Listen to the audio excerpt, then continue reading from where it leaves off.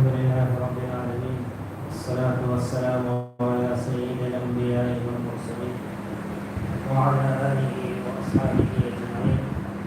اللهم صل على سيدنا محمد وعلى آل سيدنا محمد كما صليت على إبراهيم وعلى آل إبراهيم إنك حميد مجيد. اللهم إنا مراشد أمورنا وأعذنا من شرور أنفسنا.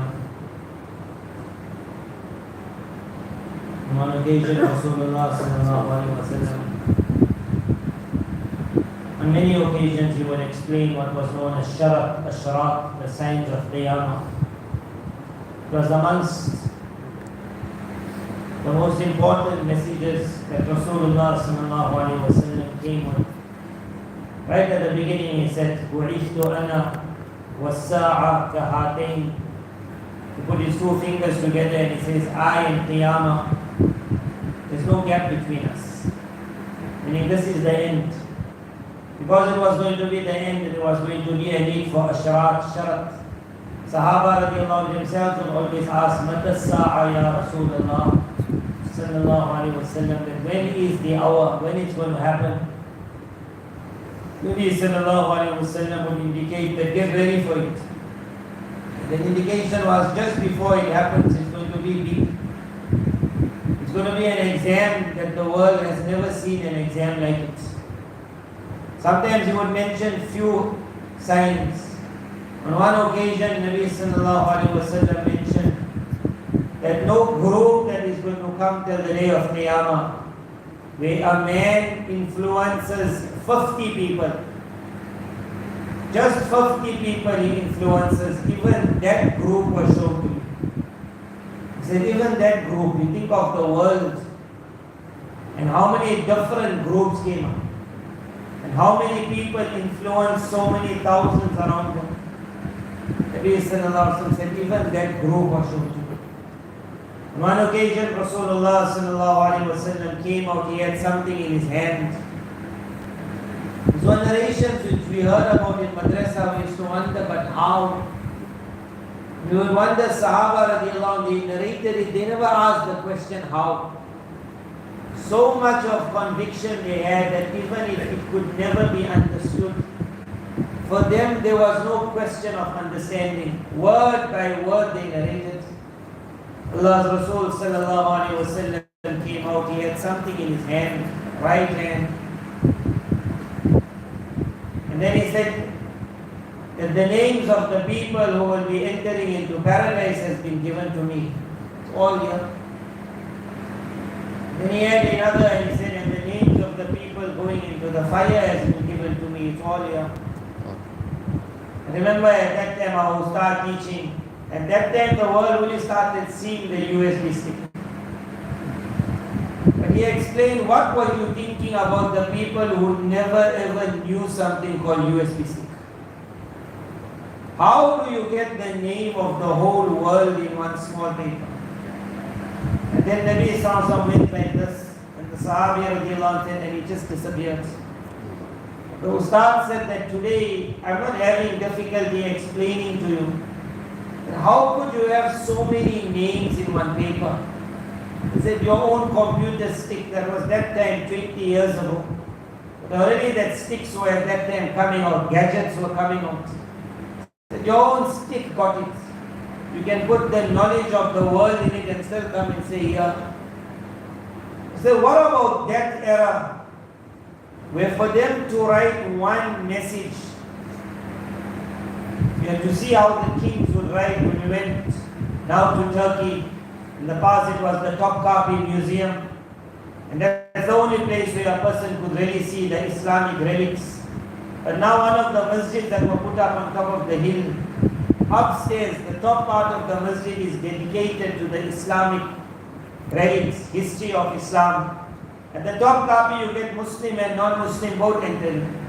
But here on top of the masjid, I don't think you will see a non-Muslim. Where are they going to come to the masjid and then go upstairs? Beautiful it is. It's something to see what and what a world of Islam had seen. But amongst that day is that the letters that the rulers would write. So I would always wonder that That letter would be like rolled up, rolled up, rolled up, and when the man would open it, it would be a letter from the top right to the bottom. But he would just look at it and close it up. And I say, such a long letter, how he reads in 1 second? Then we had a chance to see these letters. So in that whole big paper, you only got a few lines.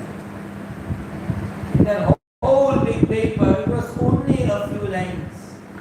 When a few lines could only be written in so much. You wonder when that Sahabi narrated to somebody else that in that one paper he had the names of whoever is going to paradise. The other would have asked, but how? But they never asked, but how?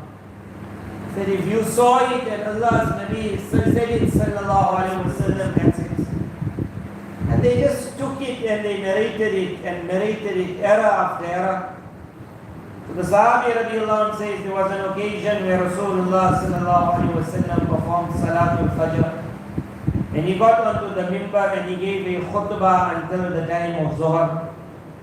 In Sahih ibn Hibban. ثم نزل فصلى Zuhr Salah came, he came down from the mimbar, started from Fajr then. He went right till Zuhr, he came down, he performed the Zuhr Salah, he went back on the mimbar, he gave the khutbah till Asr. Then he comes down, he performs the Asr Salah, he goes back on the mimbar, he gives the khutbah until Maghrib. If ever you find one alim one day coming and he starts pulling more than 1 hour, then before you yawn, I want you to think of this narration. There was one time when they called me for bayan, this bayan was actually given on that one occasion.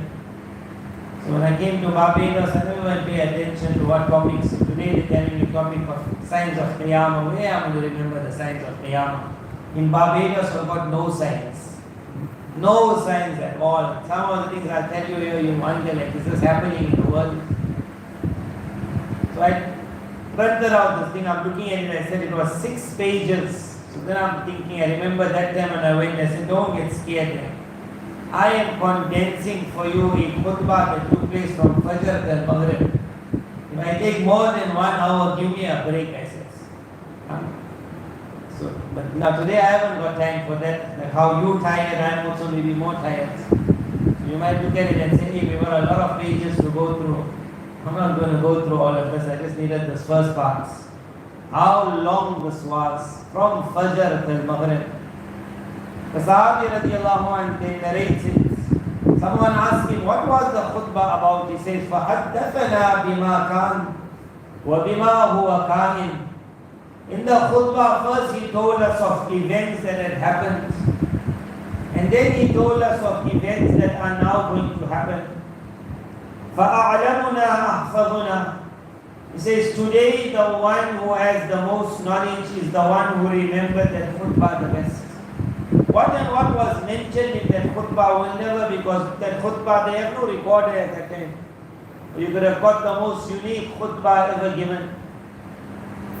But one Sahabi radiallahu anh said, مَا تَرَكَ فِيهَا شَيْئًا إِلَىٰ قِيَامِ السَّاعَةِ.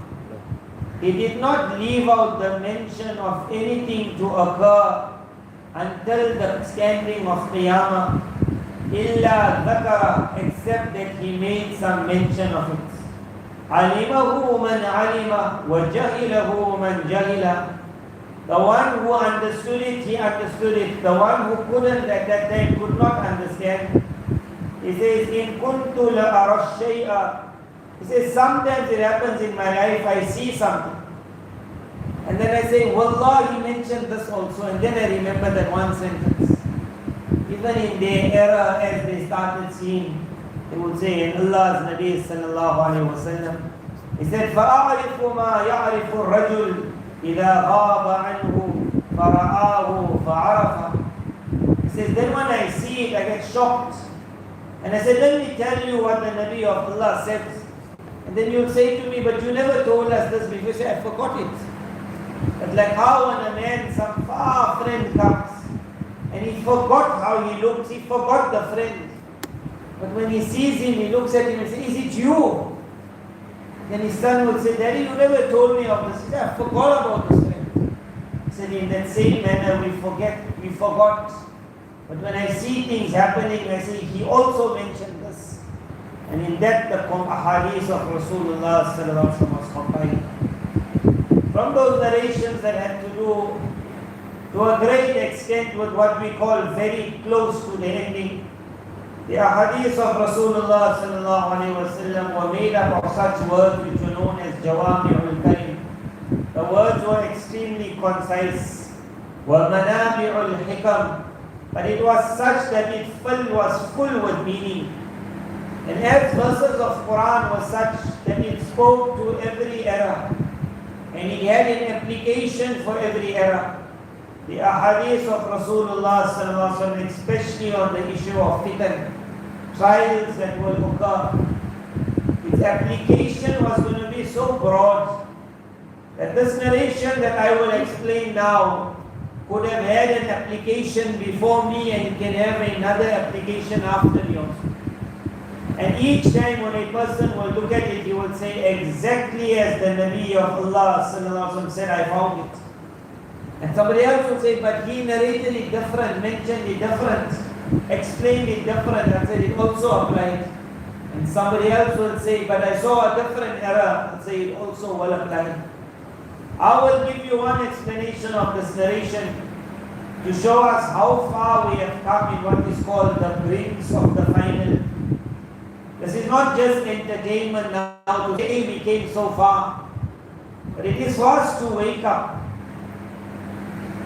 That is the ending after another 300 years, or is it possible it can start happening in the next 10 to 15 years? If it is after 300 years, I can sit back, relax and enjoy the ride. And I can write wasiyat to my great-great-grandchildren. If ever the Dajjal comes, don't listen to him, my great-grandson. Or if it's after 15 years, I have to start telling myself, am I ready? The investments of the future, I have to now make it in that line. The conditioning of the mind of myself and my family, preparing them for an era which will be known as the worst era of the Dajjal. Nabi sallallahu alayhi wa sallam narrates, Abu Hurairah radiallahu anh mentions, Rasulullah sallallahu alayhi wa sallam said, La taqumu sa'a. The hour will not be established until, and then he mentioned, you will see the following things. As I mentioned, it could have had many applications, but one application that was seen of this narration, and exact as it mentioned that tartib, the world saw it. He said, until hatta taqtatila fi'atani azimatan. Imam Bukhari rahimahullah has narrated this. It will start when two huge groups will engage in battle. يكون بينهما مقتلة عظيمة. Between the two of them a huge war will occur. دعوتهما واحدة. And the amazing thing of the war is each party will be calling for the same thing. If two people are asking for the same thing, you don't have a fight. Husband and wife fight when they are asking for something else. And normally they fight Eid day. Eid day they are supposed to be happy. The whole world, shaitan that gets loose on Eid, they forgot that. So suddenly she says, but last Eid you promised me this week we're having my man at his house. And they say, yeah, but we're not going to spend more than 3 hours. She says, by your mother I spent 4.5 hours. Now the fight starts, the war starts. The shaitan just got out, he's still rubbing his eyes. And already it's hot, like he just said, this is good stuff happening. Eid day. They fight when they want to go different places. Who fights when you want to go in the same place? What a wording of the narration. That both of them will be making the call of the same thing, and it will cause one of the biggest wars the world ever saw. The application could have been many, but in what we have seen in this narration, and it is one definite application, it is known as World War. World War, although they counted it as World War I and World War II, both of it was one war. So it's World War. It wasn't a European war, it was the entire world brought into one war. But the two that started the war, both of them had the same purpose for the war, or the lobby that wanted this war. It was called the move towards one world order. Today we are hearing of one world order in a big manner. Again, I'd say, I don't know if Barbados even heard of one world order. Because a lot of things, it seems, doesn't fall on this country. As it's coming with the aeroplane, it falls in the island, ocean somewhere. But one world, and it's a very great thing that they say the protection from the fitna of the jar will be in the mountains. We saw it, I visited villages, those people know nothing. But in those villages, even if the girl doesn't have niqab, even if she walks out without niqab in today's time, that girl has no boyfriend. And when you go into the cities of the world, that girl who's in niqab, with her phone, she has so many boyfriends. And then when I looked at it, I said, what a sentence, that flee from the jal to the mountains. And I said, Wallah, evil when it reaches the cities, it does not go up the mountains in that manner. For whatever reason. When Turkey was going to be attacked the first time, Mustafa Kemal was now going to be made the leader. Before that happened, Istanbul was the capital of the Muslim world. The greatest of scholars were in Istanbul. The name of the city was Islambul. The city of Islam, not Istanbul. Islambul, city of Islam. The greatest of the scholars. It was when the fall started. When the fall started, recently we had the demise of Sheikh Mahmoud Afandi. He is Ustad. Sheikh Mahmoud Afandi is Ustad. He says of he is Ustad, and at that time the collapse was already there in front of their eyes. He started the revolution. He says his Ustad was so grounded in Islamic knowledge that his Ustad, he would get angry and says, what are these people trying to do? Do they want to destroy Islam? And then he would say, Allah's qasam, even if they burn the libraries of the world, I will write from memory the great kitabs of the four madhabs. For a man to be able to say from memory I will write that, you can understand what minds Allah had given that scholars. Before that, what it was? Islambul. At that time, Mashayikh had dreams that rather flee to the mountains, to leave the cities of Istanbul. At that time, Islambul was not easy. They told their murids, things are going to happen. We see the waves, the clouds come and go. Some of the murids were not ready. The shuyukh themselves are making hijrah. They left Marrakech. They went to go live in the mountains. It's not an easy move they made. That's when the murids went with them. They went far in the mountains of Turkey. They put up another. There they began giving durus far. Then the war broke out, World War. In World War, no one would have thought that the Muslims have to get involved in the European war. But the purpose of World War was not Europe. It was to change the scene of the entire world. And for the world scene to change, one of the biggest was the collapse of the Islamic Khilafah. So many years of effort had already taken place to put it into bankruptcy. 100 years later on, people wrote, 100 years before Mustafa Kemal took over, they had records that 100 years before that, the first agents were sent in. 100 years of effort was made until they put him there on the seat, that you are the first president of the Republic of Turkey.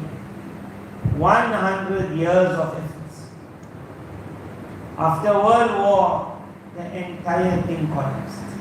The world changed. It brought in a new era. Before World War, people would fight wars man to man. When World War came, it was no longer man to man, it was bombs. It was bombs. It was one bomb that was taking away a city, a village, a town. It could take away a land. And at the end of the war, why we need to understand this is, if you're looking for the sign of Qiyamah, then if ever we look at it in our 10-year range, even if something happens which is so amazing, like the phone I have in my pocket, I will not see that phone as a sign of Qiyamah. Because I will think that the whole world always had a phone. But if you put yourself back in history, and you see how fast the change took place, you will look at that phone again. And you will say, you are such a unique gadget. I am sure my Nabi spoke about you also. Sallallahu Alaihi Wasallam. That individual, when you will look around, you will find, you will see Rasulullah Sallallahu Alaihi Wasallam saying, by Allah, the hour will not be established until hatta tukallima as-siba, while animals will talk the language of man. In the era of Rasulullah Sallallahu Alaihi Wasallam, there were few times when animals spoke, few times. Sahaba radiallahu got a shock, animals speaking. Nabi Sallallahu Alaihi Wasallam said, you are amazed about it can happen. He said, I believe in it. Abu Bakr, Umar believes in it. But here is a sign of Qiyamah. It was not going to be a once-off, one animal, two animals speaking. He said, Tukallim as-siba. When the wild animals of the jungle will talk the talk of man. What this narration will happen and apply to in the future, we don't know. But an application of this narration, definitely we have seen. If you wanted to find wild animals speaking the talk of man, because we grew up in it, it never ever struck like this is something amazing. But if a man had put himself out of the errors before World War, and he just woke up today, he was sleeping in the cave, and he woke up today and he comes out, and the small child is running around with his games, and the grandfather has to say, what's this? And on that game, either the child is playing a game or watching a cartoon, and that cartoon has now become a film which is more real than the cartoon. The grandfather is looking at it and he sees a lion, and he knows a lion. He says, my son, don't, these lions are bad. And then he sees the lion talking. Then he will like, lion talks. The poor child will say, grandfather, this is a movie. Like, they say, even in the movie, how is the animal talking? If you have to go back and say, no, this is happening, that is happening, but that grandfather will just say, Wallah, this is a sign of Qiyamah.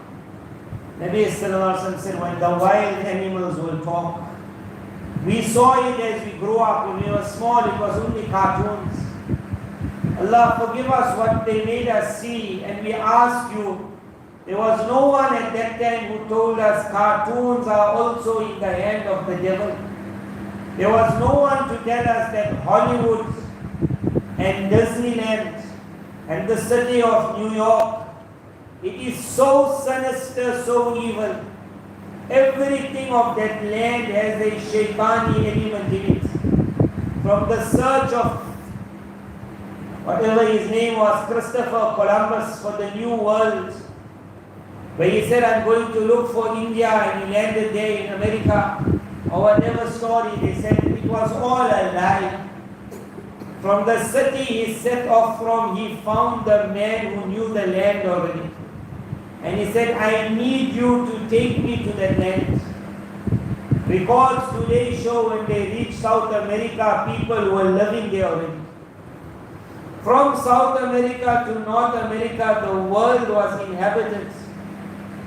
The Shaitani group needed to clear out the entire land. When you were young, maybe you heard of Red Indians. America had Red Indians. And maybe you saw in a cartoon, in a movie. And these books and movies and cartoons have always given the lie. So you would have heard Red Indians were like wild horsemen and running around screaming, wow, wow, wow, then just shoot them dead. But was it like that? Now people are asking the question that from South America to North America, what happened to the red Indian? What happened? They wiped out an entire civilization and no one could bring a case against them. What was so important in South to North America to kill everyone who was in the way? Today records have come out as the man is making the journey.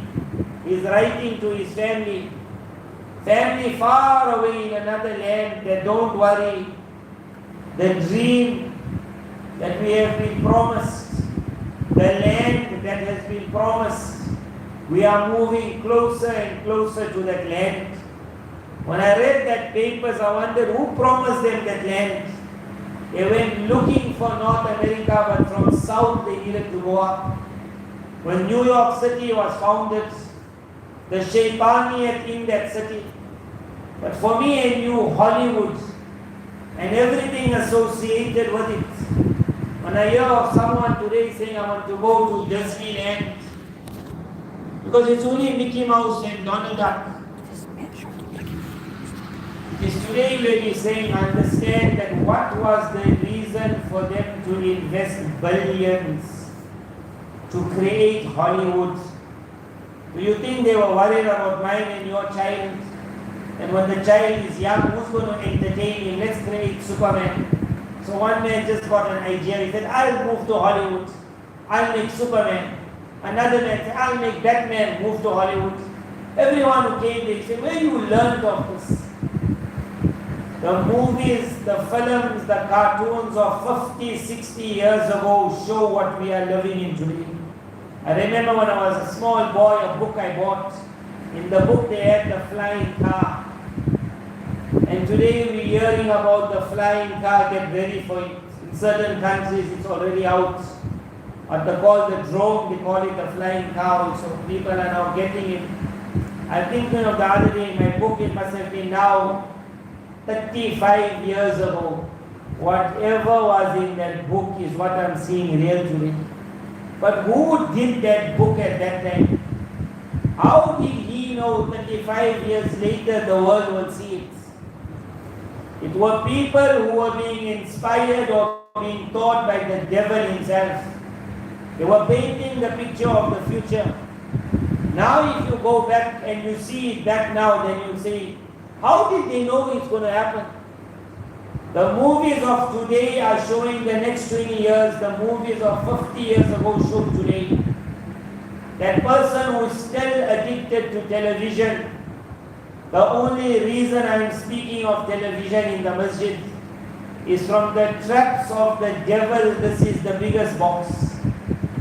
It makes things which are so devilish seem so nice. It prepares a mind that what is dirty now becomes clean. What is abnormal will be made normal.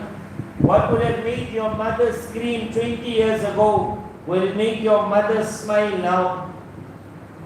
50 years ago, a girl, she went out of the house without a scarf. Not a Muslim girl, even a Christian girl. Her father would become so angry. Go in the Christian world today, say, where's the scarf? You say, what scarf? They got no trouser. Say, how did the trouser come? She couldn't go out with the scarf. Television created a new thought.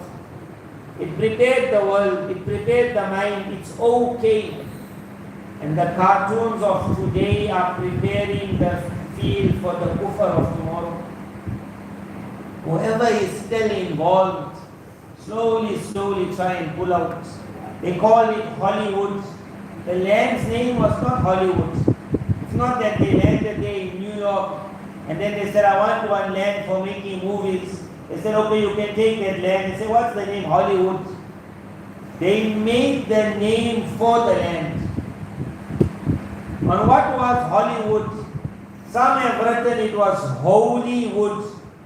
Holy means religious, but there's nothing religious about that, so it's called magical. Shaitani holy means shaitani magic. Wood is what we call today the wand. The wand of the fairy, the wand of the magician. You move your wand like this, and And then you create stars of magic, and the stars then settle on everyone. And as it settles, everyone is put into one hypnosis. And then whatever the television will say, everyone will just shake their heads like magic. All started with World War. So he says first it will be the war.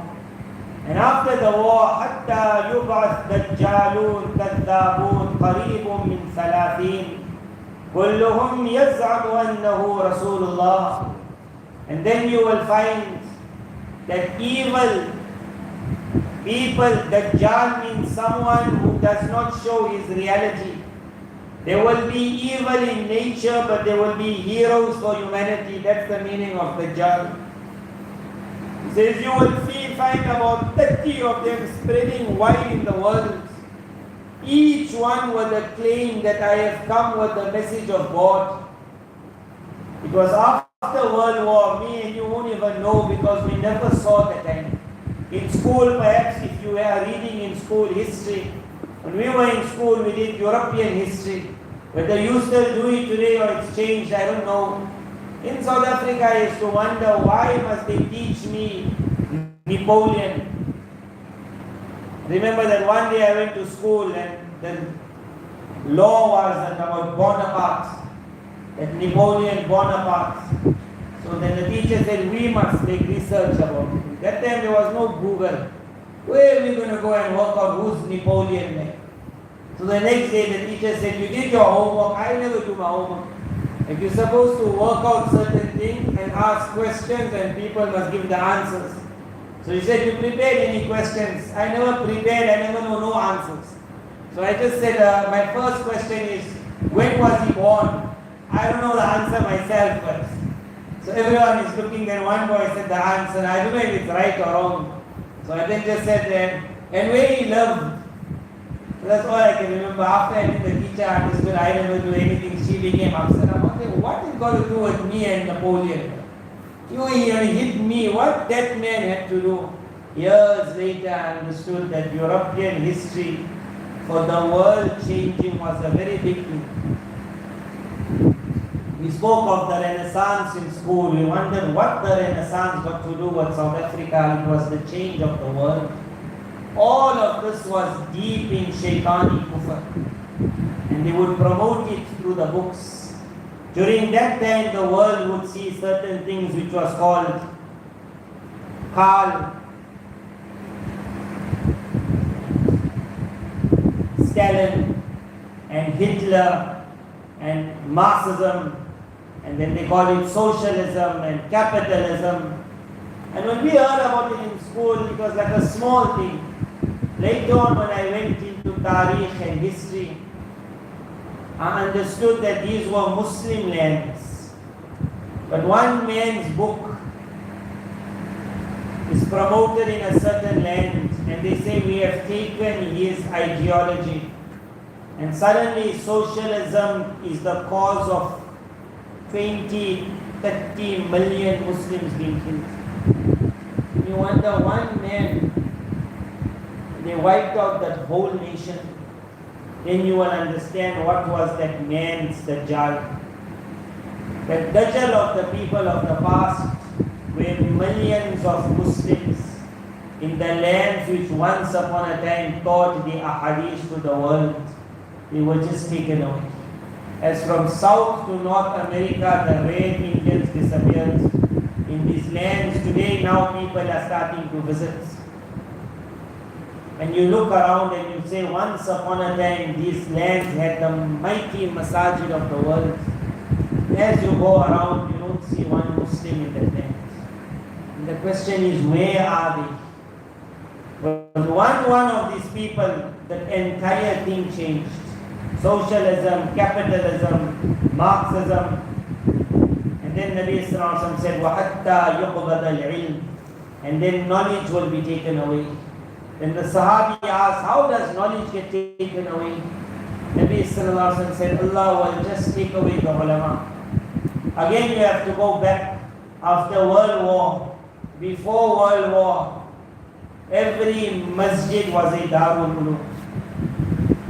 there was qadis, there was judges, everyone was fighting to be the alim.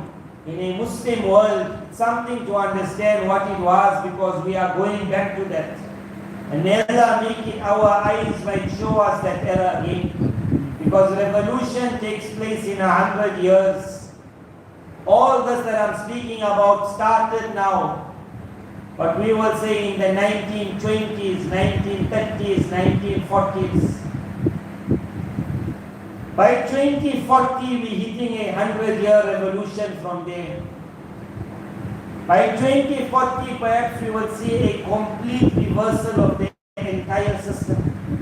And what it was, but when the reversal takes place, remember, before that there's a lot of sacrifice. It doesn't just happen that Islam comes up. That group that has to lift it up has to make such a change. Medina Munawwara came up in 10 years when they entered. But it needed 13 years of sacrifice of the people of Makkah Mukarramah.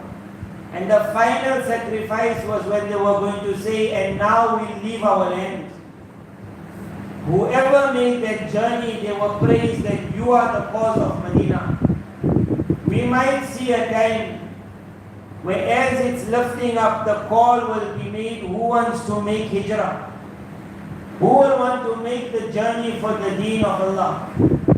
The hardest amal of the first era was hijrah.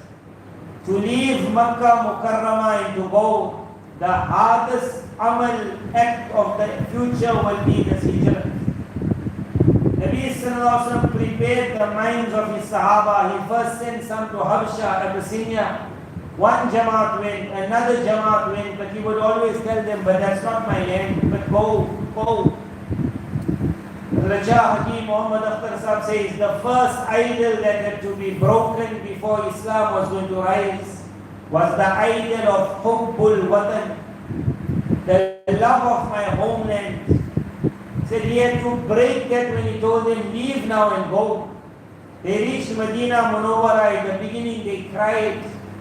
They said, oh Allah's Nabi, take us back to Makkah Mukarramah. Nabi Sallallahu Alaihi Wasallam lifted up his hands and he says, Allah, Ibrahim alayhi salam made dua for Makkah. Today I make dua for Medina. Remove the fever of Medina. People were getting high fever. He says, Allah sent that angel who grabbed the sickness of Medina and threw it far. He said, from today don't ever call this land Yathrib. That was the name. He said, today call it Al-Medina. He says, now it is Taaba. Now it is pure, now it is tariba, now it is the most unique. But when they reached there, Medina Munawwara was not unique. They cried, and after that their next dua was, Allah, accept my hijrah. Let me never ever have to return and die in Makkah Mukarramah. After that, when they would go to Makkah Mukarramah, they would say, I'm making my umrah, but I need to go out. They would say, if I go back and I die in Makkah Mukarramah, it's like a sign Allah never accepted my hijrah. The hardest amal of the first era will be the hardest action of the last. If we are going to see that era, get ready for it. Our hearts and our children have to be told that maybe a day will come where you have to leave Barbados. Are you ready for it? And the person has to already say, I'm ready. That man made the hijrah in the past, that man will make the hijrah in the future. We are not far. So at that time when everything was ill, World War took place. After World War they were going to collapse the Khilafat. Egypt was the flower of Islam, the best of ulama. They were all disciplines. In Turkey, when I wrote on Turkey, they said 70,000 masajid of Turkey. 70,000 masajid. Each masjid had what we call the muaddin. It's not like how we understand nowadays where the imam does everything. The muaddin would also do like the imam. He would give the adhan. Then he would give the iqamah. Sometimes he would be the imam also. The muaddin was more important than the imam if there was. But in the masjid there was the teacher there, the muallim. Then there was the khatib, the speaker. Then there was the qadi, the judge. One masjid had to have at least a group about 6, 7, 8. Recently one person sent, it was called the criteria to be the imam. At that time it was called the Sulaimaniya Masjid. The Ottoman Sultan Sulaiman, his masjid went up. Now they were looking for imams. Criteria was sent. You have to be a qari of the different qiraat by heart. You have to have the most beautiful of voices. You will have to have a strong body. You will have to be a master horseman. You will have to be a master swordsman. So many criteria. And they said, and you have to be an extremely handsome person. They were able, today if they write that way, we're looking for an imam, people will laugh like. They put so many, at that time people were dying, I want to be the imam, I want to be. Each masjid had its group of ai 70,000 masajid. If you give each masjid at that time 3 imams, 740, 21,000 ai. They say Mustafa Kamal took over in the period between 1920 to 1940. In a 20-year period. In the 20-year period, the ai of the land of Turkey disappeared. They disappeared. Question is where they went. And the bigger part of it is every masjid was given a new imam. How did they prepare so many imams for 70,000 masajid of Turkey? Those new imams felt what the narration had meant until when the people will find no scholar. اتخذ الناس الجهالا. The people will take ignorant people as their leaders. فضلوا وأضلوا. They themselves will be astray. They will be leading other people astray. The entire Turkey got destroyed after World War. 70,000 masajid. If you went to Syria, if you went into Egypt, if you went into Iraq, everything disappeared. Whoever was there at that time would have seen it as a sign of Qiyamah. But because me and you were only growing up now in that era, 1940s, 1950s, 1960s. So when we started in 1980s, we thought the world was always like this. That there was no khilafah, there was no ulama, there were no great people. But in that period after the 1940s, when the ulama were removed from the world, Saudi Arabia was going to come up itself as a sign of Qiyamah. It was not there before. Television was going to start, it was not there before. Immodesty, things that you could never imagine. Mufti Muhammad Shafi Sahib in his era, he wrote, we went to the Haram, right in front of the Haram we heard music playing. We wrote to the government, is this what you want? At that time already they brought the music right next to the masjid. But it was not yet time, so Allah Tabarakala made something happen in the lands of Hijaz. It's a very long story. And what the enemy wanted at that time never happened. Already at that time movies were being brought right into Makkah Mukarramah. And a person could be sitting in his hotel and watching any movie he wanted, any movie. But at that time the movies were not like filthy like today, but any movie. Something happened then, and then what the devil wanted was just pushed back. Because of which the government then had to remove music. And the government had to give the right to censor every movie. And that right of censoring then became known as the Hay'a. The Hay'a of Al-Amr bil Ma'ruf. A Jamaat was created, a lot of things happened. The Jamaat was created to make sure, at that time we also wrote, where we saw the woman walking around the Kaaba and her hair was open. But then that Al-Hayya was created. So when we grew up and we saw Makkah Mukarramah, we were so like this. It was always like this clean, pure. At that time they were on the verge. In the last 2 years now, that entire Hayya has collapsed.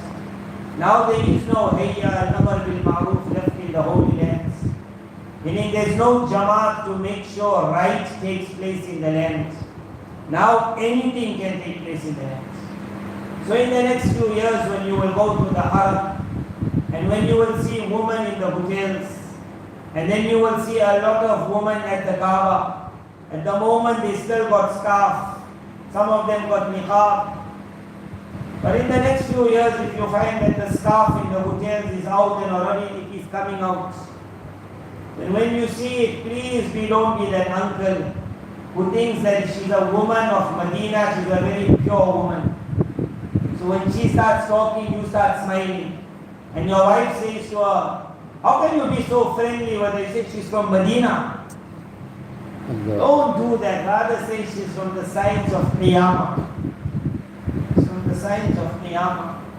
When you will see that system and know that we are so close, that Allah Ta'ala system is that within 100 years from the collapse thing starts. The Ottoman Khilafat collapsed. We are reaching the end of 100 years and already it has started coming up. What power it had at that era, it has got back its power. What fervor of deen it had in that era, it got back. The Khilafat, may Allah Ta'ala make the era of its coming up is very, very soon again. Israel entered or was created. The people of Palestine, they also have this, that very soon the 100 years of these people is over, we're coming up. Everyone's 100 years is reaching its end. And me and you perhaps are going to see all those 100 years fitting in place. At that moment there will be two camps that will be set up, which Nabi Sallallahu Alaihi Wasallam also said. There will be a camp of Iman in which there will be no hypocrisy. He said there will be a camp of hypocrisy in which there will be no Iman. The question is, who's going to enter which camp? Today I might say I'm definitely going in the right camp. Camp of Iman. Who won't go in the camp of Iman? But he only said this because it's not going to be easy to walk in the camp. People who will be brave will have to take that step. The one who is not brave, he won't. When I was small, I always said, when the Mahdi will come, who won't follow the Mahdi? Who won't? And when I said, when the Dajjal will come, who will ever follow the Dajjal? When I saw the narrations, I saw a different picture. That the man will have to lock up his wife and his child to prevent them from joining the Dajjal. Which man? Muslim man. A non-Muslim is not going to stop. What will be the pull of that devil that the child and the mother both will want to go? Why will the Mahdi not be able to show such miraculous power that every Muslim will want to go in that direction? It is called an exam. The hardest of exams will be at the ending. We might see that exam. It starts our success in that exam from today saying, Allah, make me of the army of Rahman. Let me never be in the army of the devil. Thereafter to start understanding that it will not be easy to walk in that direction. So I must already be ready for a difficult day. When a Tabi'i said to a Sahabi that how lucky you were, you saw the era of Rasulullah Sallallahu Alaihi Wasallam. He said to him, if I was in that era, I would have taken Rasulullah Sallallahu Alaihi Wasallam on my shoulders. And I would have told him, you will never walk on the sands of Makkah. I will carry you wherever you need to go. The Sahabi said to the Tabi'i, big talk. He said, you made shukr you were not in that era. He said, if you were in that era, I think you would have been of the other camp. He said, we joined the Nabi of Allah Sallallahu Alaihi Wasallam under extremely difficult conditions. He said, they hit us so much. They would put us under that heat of the sun. We could not have our focus. We were burning. We were like dying. He said times would come when we would lose our senses, even if a beetle was going past and we're looking at it. And they would say to us, this is God. We would say, if you want it, this is God. Whatever you want, leave me. He said, we reach states, the beginning will be the exam of the end. It will not be an easy exam when that fitan starts. But if a person is going to have to write the exam, you cannot be an ostrich who say that I'll just look down and I'll say, I hope the exam doesn't come.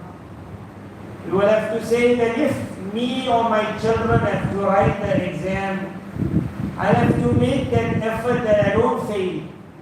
And that is why Nabi Sallallahu with so much of fervor mentioned every fitan of the Jan. He spoke about Surah Qaf, the power behind the surah. He spoke about how a person should connect with the pious to be protected from the fitan of the Jan. He spoke about the signs that are happening. He said it's going to happen like this, don't collapse. This will happen, don't collapse. This will happen, don't be worried.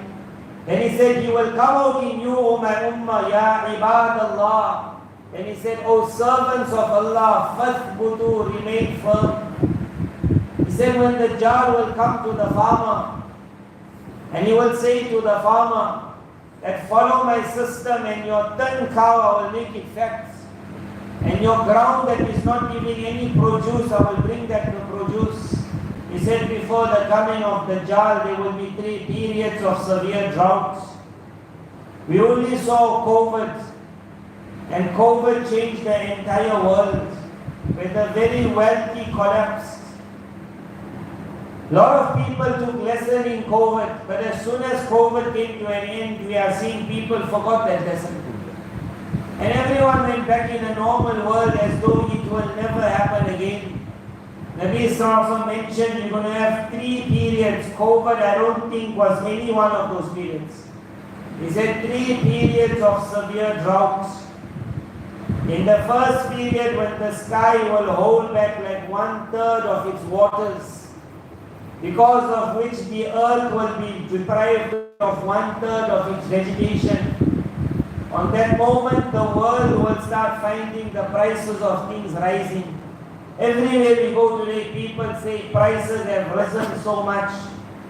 But at the moment that one first period hasn't yet started, which means it's going to start, we are going to see a period where the market is going to again start collapsing. There will be individuals who will be extremely wealthy, and there will be poverty in a very huge number. He said in the second period where the sky will hold back the next like 2/3 of its vegetation of 2/3, then you can understand the condition of the world.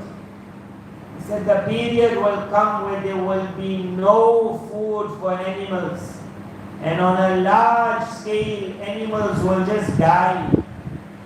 During that time, how that market will collapse. Those 3 periods, will they come over a period of 50, 60, 70 years? We don't think so. We are seeing that also happening in the near future. So businesses, the business mind, the father who has that property, Allah's Rasul Sallallahu Alaihi Wasallam said the time will come where besides the gold coin and the silver coin, nothing will be of benefit to man. Everything was mentioned to say, be ready.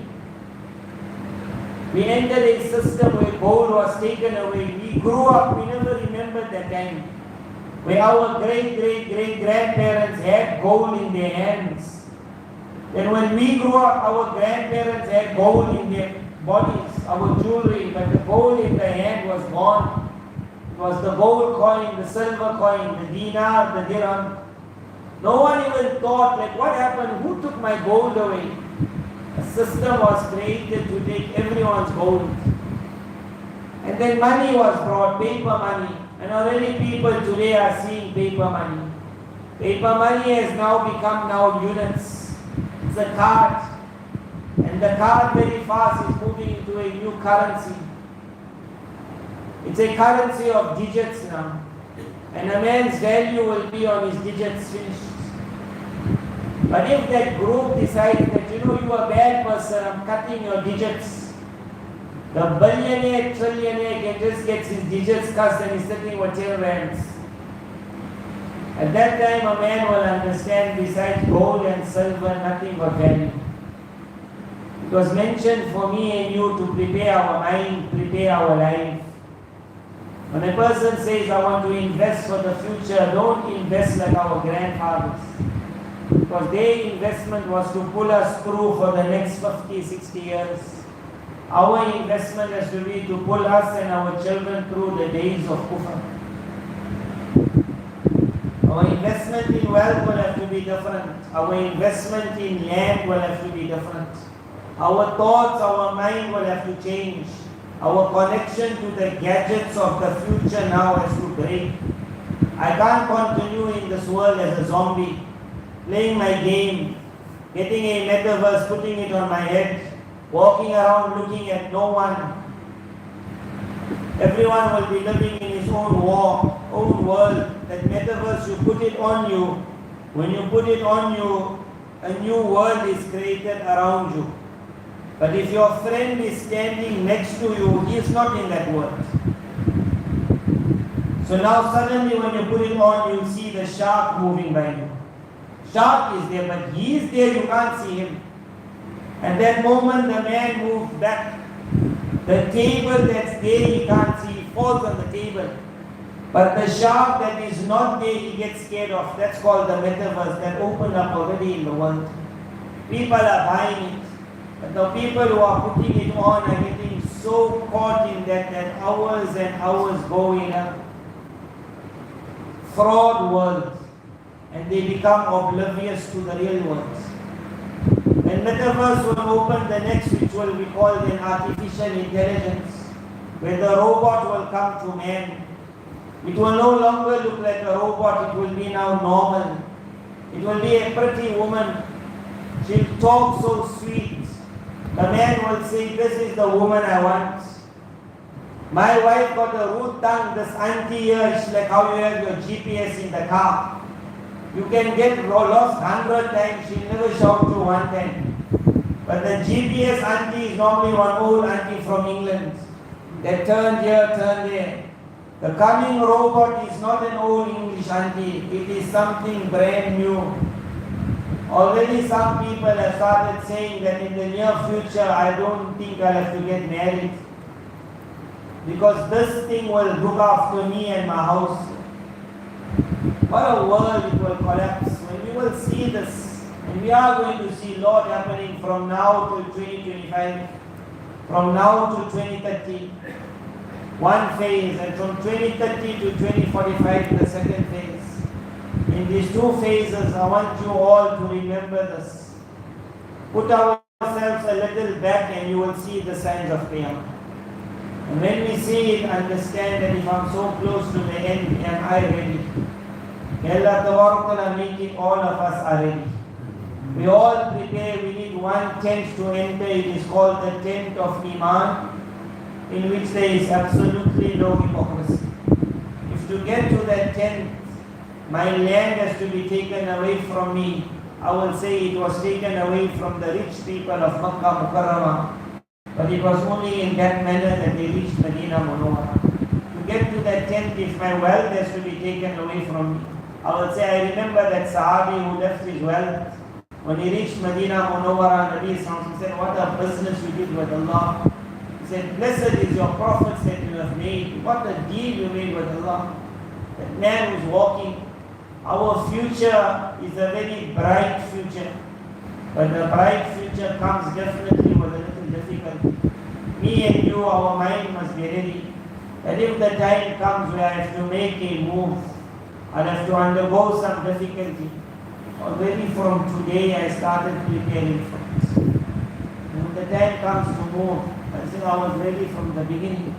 لِمِثْلِ هَذَا I will end on one incident. Nabi sallallahu alayhi wa sallam, when the allegiance was taken to him, it was men that had come. But with those men, there were two women. And they had their young children with them. So the one woman said to her child, you go and take their. The people were promising Nabi sallallahu alayhi wa sallam, if you come to Medina Munawwara, we will protect you with our lives.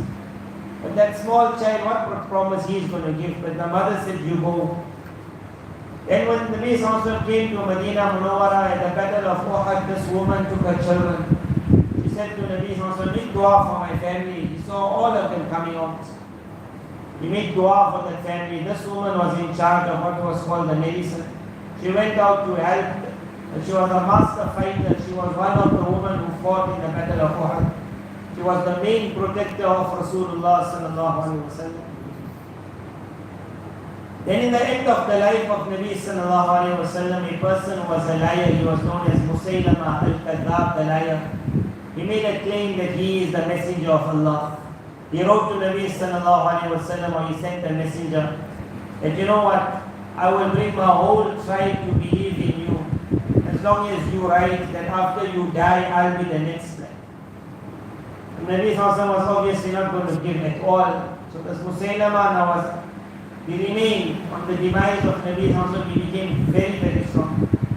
In the life of Nabi Sallallahu sent this woman's son that you will go to Musaylama and explain to him that he must leave this. So when that person came, Musaylama grabbed this person and he asked this boy, the boy has grown up into an adult. He asked him, do you believe in Muhammad as the messenger of Allah sallallahu alaihi wasallam? He says, definitely.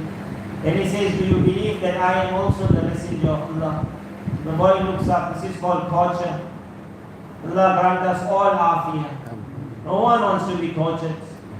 No one wants to be. There was a group of people in the past. They went through a lot of torture. He says, do you believe? And the boy says, I don't know what you're speaking. I can't hear you. And then it comes that he cuts a limb of his body. He doesn't kill him, he lets him suffer one limb. And then he says again, do you believe that I am the messenger? And the boy says, I can't hear what you're saying. He cuts another limb by limb, until the boy bleeds to death. The news reaches the mother. How would a mother take such pain? But that sentence she said at that moment was like opening the tariq for me and you for the future. She says, لِمِثْلِ هَذَا الْيَوْمِ أَعْدَدْتُهُ. I had prepared him for a day like today. She said, I had prepared him for a day like today. When she told her son, go and take the bay'at to Rasulullah, he was so small. Whether he even knew what he was saying, but that mother said, I prepared him for today. Her preparation was at the young age. I and your preparation of our own minds and the minds of our children is. One day we must be able to say, لِمِثْلِ هَذَا الْيَوْمِ أَعْدَدْتُهُ. But this day I prepared my child. And that person and that father will walk into the tent of Iman. May Allah Tabarak wa make every one of us walk into the tent. وآخر دعوانا الحمد لله رب العالمين. الحمد لله رب العالمين والصلاة والسلام على سيدنا الأنبياء والمرسلين وعلى آله وأصحابه أجمعين. اللهم ربنا هب لنا من أزواجنا وذرياتنا قرة أعين واجعلنا للمتقين إماما. اللهم احفظنا بعينك التي لا تنام وبركنك الذي لا يرام. اللهم إنا نسألك رضاك والجنة ونعوذ بك من سخطك وغضبك والنار.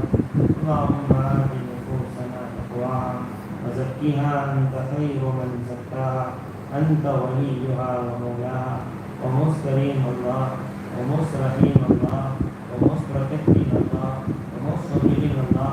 Protect every one of us from every trial that will come before Qiyamah. Allah, protect every one of us from the fitan of the Dajjal. Allah, protect every one of us from the traps of the devil. Allah, protect every one of us from ever entering into the camp of hypocrisy in which there will be no iman. Allah, make every one of us from the army of Rahman. Allah, make every one of us from the army of Rahman. Allah, grant every one of us a mind that always thinks about you, a tongue that is always engaged in your remembrance, a body that is always looking to make you happy. Allah, a heart that is always in your shukr. Allah, grant every one of us the best which Rasulullah sallallahu alaihi wasallam ever sought. Allah, grant us protection from every evil that Rasulullah sallallahu alaihi wasallam ever asked protection from. Allah, you be ours and you make us yours. Allah, wherever we are in the world, Allah, let our taqwa always remain with salamat. Allah, wherever we are in the world, let our taqwa always remain. Allah, with afiyah, with izzat, with rahat, with salamati. Allah, let us walk on the sirat al-mustaqim towards you. Allah, let the devil from no side be able to pull us down. Allah, you grab us and you pull us towards you. Allah, you make ijtiba. Allah, pull every one of us towards you. Allah, pull every one of us towards you. Allah, make us amongst your most selected servants. Allah, make us amongst your most selected servants. Allah, grant us the eye that is able to see that which is correct to be the haqq.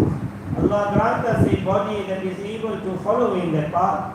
Allah, grant us the eye that which is a lie, we are able to pick up the lie. And grant us then the ability to stay far from the lie. Allah, when people will be running, their fathers will have to lock them up to save them, to keep them far from moving in the fitan, in the direction of the fitan of the Dajjal. Allah, during that difficult era, Allah, make us amongst those people that our move is only towards you, our run is only towards you. When some will be kept away from the Dajjal, but they will run towards him. Allah, make us amongst the Jama, that even if people try to keep us away from you, Allah, our run will only be towards you. Allah, allow us to live in your happiness, then to die in your happiness, then to be resurrected in your happiness. Allah, the greatest of death is the death of the martyr. Allah, in your kindness, grant the death to every one of us. Allah, the most beautiful of places of passing away is Medina Munawwara. Allah, in your kindness, grant us the ability to pass away in this land. Allah, nothing is far from your kindness, nothing is far from your karam. Allah, the best of this world, and the best of the qabr, and the best of the hereafter. Allah, grant it to every one of us. Allahumma salli ala Muhammad wa ala ali Muhammad kama sallayta ala Ibrahim wa ala ali Ibrahim innaka Hamidum Majid.